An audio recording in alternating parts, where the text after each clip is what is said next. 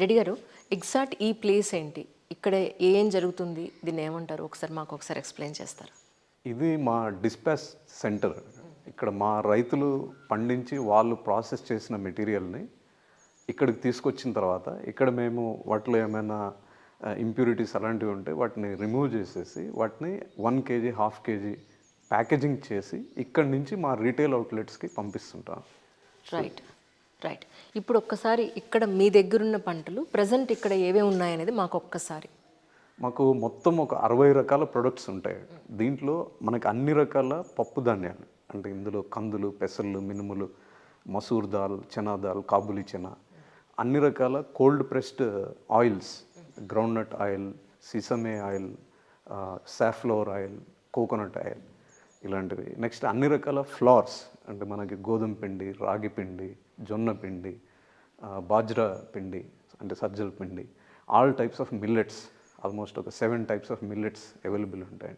ఇవి కాకుండా coffee powder, tea powder, all types of masala powders, sambar powder, rasam powder, పులిహోర powder అని ఇలా మనకి ఒక ఇంటికి కావాల్సినటువంటి ప్రతి ప్రోడక్ట్, బియ్యం, ఆ బియ్యంలో కూడా దంపుడు బియ్యం, నెక్స్ట్ నవర రైస్, అలా ఒక 10 డిఫరెంట్ టైప్స్ ఆఫ్ రైస్ కూడా అవైలబుల్ ఉంటాయి.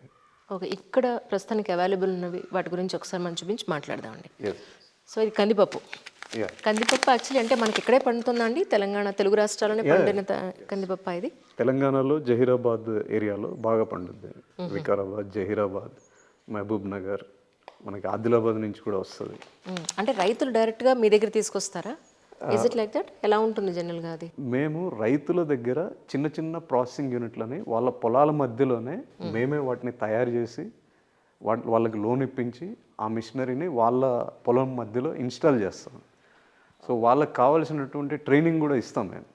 అప్పుడు వాళ్ళు పండించింది వాళ్ళ చుట్టుపక్కల ఉన్న రైతులు పండించిన మెటీరియల్ని అక్కడే ప్రాసెస్ చేసి ఆ ప్రాసెస్ చేసిన మెటీరియల్ని బల్క్గా ఇక్కడికి పంపిస్తారు.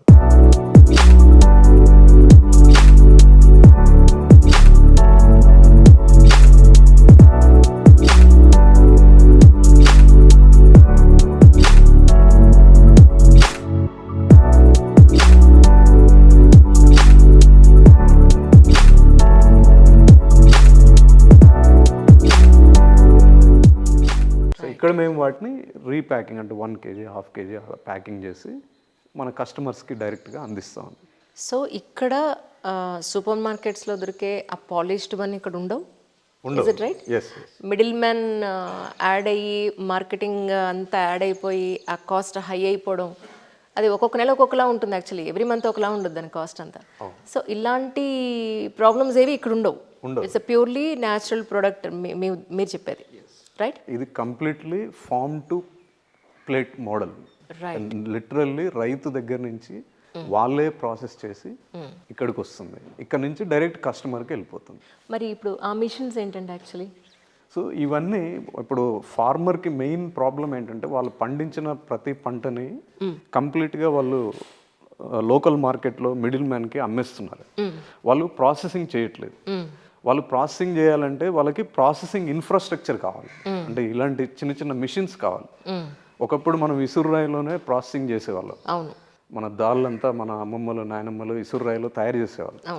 తర్వాత ఏమైంది అంటే అవన్నీ పెద్ద పెద్ద మిల్స్గా రూపాంతరం చెంది అవన్నీ ఫార్మర్కి యాక్సెస్ లేకుండా పోయినాయి. వాటిని మేము ఏం చేసామంటే అలాంటి డిజైన్స్ అన్ని లో కాస్ట్ వర్షన్స్ డిజైన్స్ని మేము అగ్రికల్చర్ యూనివర్సిటీ నుంచి తీసుకొని వాటిని ఇంప్రూవైజ్ చేసి వాటిని మేమే మ్యానుఫ్యాక్చర్ చేసి. సో ఇవన్నీ కూడా మీ ఓన్ మ్యానుఫ్యాక్చర్, ఎక్కడి నుంచి ఇంపోర్ట్ చేసుకున్న ఎక్విప్మెంట్ కాదు? ఓకే.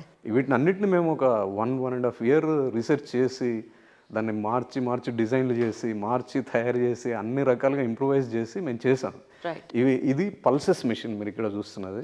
ఇవే కాకుండా chilli powder, turmeric, rice, groundnut, cold pressed oils, jeera processing, millets processing, ఇలాంటి అన్ని రకాల ప్రొడక్ట్స్ని ప్రాసెసింగ్ చేయగలిగే మిషనరీని మేము తయారు చేస్తాం.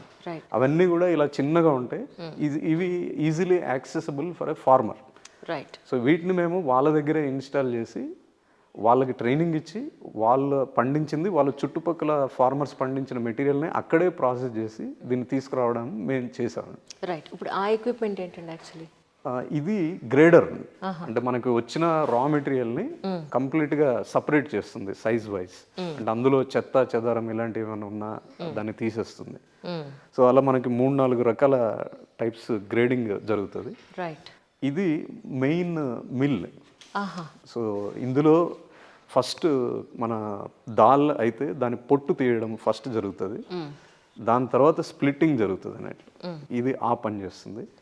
ఇదేంటంటే కొంచెము మనకి యూనిఫామ్ సైజ్ తీసుకురావడానికి దీన్ని వాడతాం.